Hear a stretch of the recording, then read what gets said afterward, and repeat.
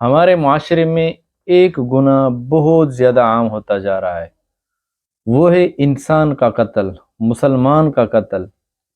مسلمان کا قتل کرنا بہت بڑا گناہ ہے۔ اس گناہ کو آج کل گناہ ہی نہیں سمجھتے، گویا کہ ہم نے پرندہ مار دیا، گویا کہ ہم نے چڑیا کو مار دیا، لیکن انسان کا، مسلمان کا قتل کرنا، اس کو تکلیف پہنچانا بہت بڑا گناہ ہے۔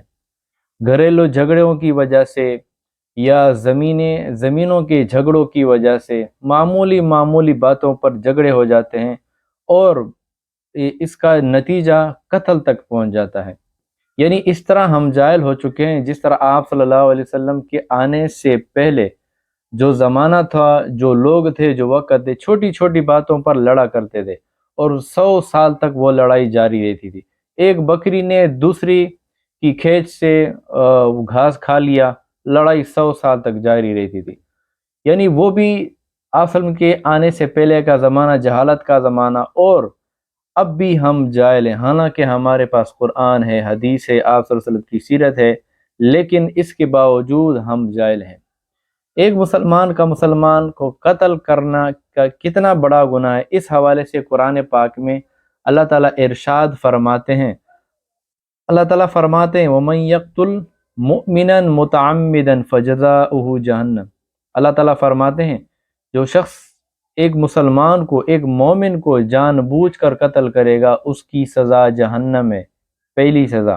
خالدن فیہا، دوسری سزا کیا ملے گی اس کو؟ جو شخص ایک مسلمان دوسرے مسلمان کو جان بوجھ کر قتل کرے گا بلا وجہ، دوسری سزا اس کو یہ ملے گی خالدن فیہا، ہمیشہ ہمیشہ کے لیے وہ جہنم میں رہے گا۔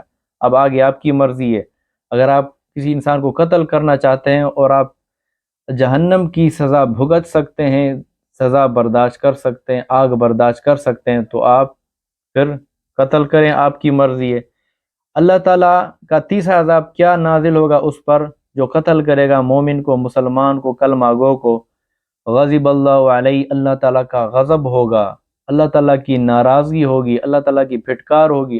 چوتھا عذاب اللہ کی طرف سے وَلَعَنَهُ، اللہ کی لعنت، اللہ کی پھٹکار، اللہ کا غیظ و غضب، اللہ کا غصہ، اللہ کی لعنت ہوگی اس پر۔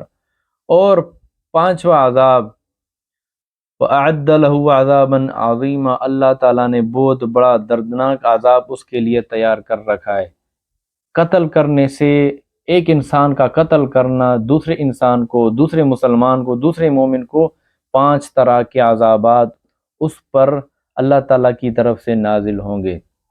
ایک دوسری حدیث میں آپ نے فرمایا کہ جو شخص کسی مسلمان پر ہتھیار اٹھائے، آپ نے فرمایا وہ ہم میں سے نہیں، یعنی قتل کرنا تو دور کی بات، ہتھیار اٹھانا یہ بھی آپ نے فرمایا کہ وہ ہم میں سے نہیں ہے۔ اللہ تعالیٰ قرآن پاک میں ارشاد فرماتے ہیں جس نے ایک انسانیت کی جان بچائی، گویا کہ اس نے پوری انسانیت کی جان بچائی، اور جس نے ایک شخص کا قتل کیا، گویا کہ اس نے پوری انسانیت کا قتل کیا۔ میرے بھائی، یہ دنیا عارضی ہے، یہ مال، یہ دولت، یہ زمین اور یہ فصل، ایک ایک فٹ پر جھگڑے، ایک ایک فٹ زمین پر جھگڑے، ایک ایک انچ زمین پر جھگڑے، یہ چیز رہ جائے گی اور آپ اس دنیا سے چلے جائیں گے۔ ایک پوسٹ میں نے پڑھی کہ سڑک کے کنارے 2 قبریں بنی ہوئی، سڑک کے بالکل کنارے۔ کسی نے پوچھا، اس کے باپ سے پوچھا کہ بھائی آپ نے یہ قبریں کیوں بنائی ہیں؟ اتنی مین جگہ ہے، آپ دکان بنائیں، آپ اس کے پراپرٹی کے لیے اس کو بنائیں، آپ بہت اچھا پیسہ کما سکتے ہیں۔